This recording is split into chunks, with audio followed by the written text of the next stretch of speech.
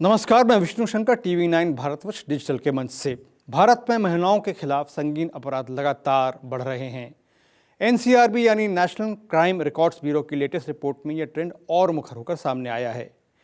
2018 से 19 के बीच महिलाओं के खिलाफ अपराधों में 7.3% का इजाफा हुआ। आंकड़ों के हिसाब से उत्तर प्रदेश महिलाओं के विरुद्ध अपराध में सबसे आगे है। जनवरी से दिसंबर 2019 के बीच राज्य में महिलाओं को टारगेट बनाकर हुए अपराधों की संख्या 59,583 थी। इनमें बलात्कार की संख्या 3,065 थी। राजस्थान इस मामले में सबसे आगे था। वहां साल 2019 में 5,997 बलात्कार हुए। यूपी दूसरे नंबर पर था।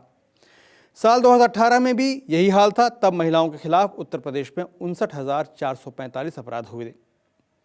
पिछले 3 हफ्ते में देश के अलग अलग हिस्सों से महिलाओं और नाबालिग बच्चियों से बलात्कार की खबरें आई हैं, जिनकी जानकारी से दिल और दिमाग दोनों सुन्न पड़ जाते हैं। इनमें हाथरस की घटना के अतिरिक्त राजस्थान और मध्य प्रदेश से भी ऐसी ही शर्मनाक वारदातों की खबर आई। यूपी में अगस्त में बलात्कार और मर्डर के 7 केस हाथरस वाली जघन्य अपराध की घटना से पहले हुए थे। हम यहाँ ये सवाल पूछ रहे हैं कि इन घटनाओं पर किसी राजनीतिक पार्टी के नेता का खून क्यों नहीं खौला? क्यों देश के बड़े बड़े मानिंद नेता पीड़िता या उसके परिवार से मिलने नहीं गए? क्यों मुआवजे का ऐलान नहीं हुआ? क्यों टीवी कैमरे पर दिखने की होड़ नहीं लगी? हमारी आज की चर्चा का विषय यही है कि हाथरस में ऐसा क्या हुआ कि वहां राजनीतिक मजमा लग गया और सारे देश का ध्यान वहां केंद्रित हो गया।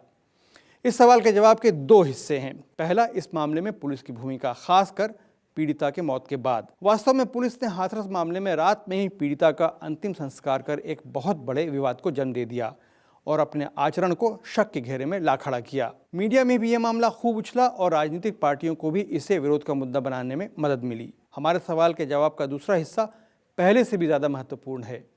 यह उत्तर प्रदेश की पुरानी, वर्तमान और भविष्य की राजनीति से संबंध रखता है। उत्तर प्रदेश में दलितों की संख्या राज्य की जनसंख्या का लगभग 22% है।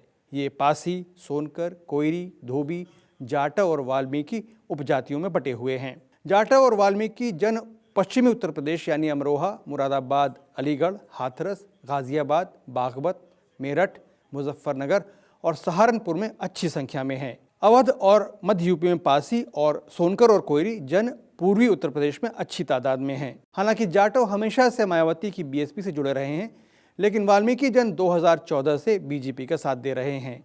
बीजेपी ने दलितों को अपने साथ जोड़ने के लिए काफ़ी मेहनत की है और 2022 के विधानसभा चुनाव में भी उनका समर्थन महत्वपूर्ण होगा। शायद इसीलिए मुख्यमंत्री योगी आदित्यनाथ ने प्रधानमंत्री से फ़ोन पर बात करने के बाद मामले की जांच के लिए SIT के गठन का ऐलान किया। मुआवजे की राशि 10 लाख से बढ़ाकर 25 लाख रुपए कर दी और पीड़िता के परिवार से बात भी की। मायावती, जो अब लंबे समय से बीजेपी की मूक समर्थक मानी जाती हैं, उन्होंने मौके का महत्व समझते हुए फौरन योगी आदित्यनाथ को मुख्यमंत्री के पद से हटाने की मांग कर दी, क्योंकि उनके अनुसार वो राज्य में कानून और व्यवस्था बनाए रखने में नाकाम रहे। लेकिन हाथरस मामले में सबसे ज़्यादा सक्रिय कांग्रेस पार्टी दिखी। उन्हें बीजेपी के दलित वोट बैंक में सेंध लगाने का मौका जो दिखाई दे रहा था। साल 1985-86 तक दलित वोटर्स ने कांग्रेस का साथ दिया था। फिर वो BSP की तरफ मुड़े और उसके बाद बीजेपी को अपना समर्थन दिया। ऐसा माना जा रहा है कि हिस्ट्री शीटर विकास दुबे के एनकाउंटर के बाद यूपी का ब्राह्मण समुदाय बीजेपी से नाराज हुआ है। ऐसे में अगर कांग्रेस दलितों और ब्राह्मणों का समर्थन पा ले तो फिर पार्टी को विश्वास है कि अल्पसंख्यक समुदाय का वोटर भी कांग्रेस के खेमे में लौट आएगा। प्रियंका गांधी के नेतृत्व में यूपी कांग्रेस अपने पक्ष में माहौल और जनाधार बनाने की कोशिश लगातार कर रही है और हाथरस का मामला उसे दलितों को अपने पक्ष में करने के लिए माकूल लगा। इसलिए हाथरस जिले के इस गांव में एक बार नहीं 2 बार कांग्रेस के हाईकमांड के 2 नेता हाथरस का रुख करते दिखे। पहली बार तो वो अपनी मंजिल पर नहीं पहुंचे, लेकिन दूसरी बार सदल बल उन्होंने पीड़िता के परिवार से मुलाकात की और उन्हें अपना समर्थन दिया। अब बीजेपी के सामने अपने दलित जनाधार को बनाए रखने की चुनौती है, क्योंकि हाथरस मामले में अभियुक्त सवर्ण जाति के हैं, जिनका समर्थन बीजेपी को मिलता रहा है और राज्य की सरकार और पुलिस पर अभियुक्तों को बचाने की कोशिश का आरोप भी लग रहा है। खैर, ऐसे मामलों में राजनीति होती रही है और आगे भी होती रहेगी, लेकिन भारतीय संविधान अपने नागरिकों को जीवन और मृत्यु दोनों में मर्यादा और बराबर और उचित व्यवहार का अधिकार देता है। हमारे नेताओं को ये याद रखने की ज़रूरत है कि राजनीतिक अवसर और अपनी लोकप्रियता बढ़ाने के मौके बहुत बार मिलते हैं, लेकिन इज्जत और गरिमा एक बार चली जाए तो फिर बड़ी मुश्किल से हासिल होती है।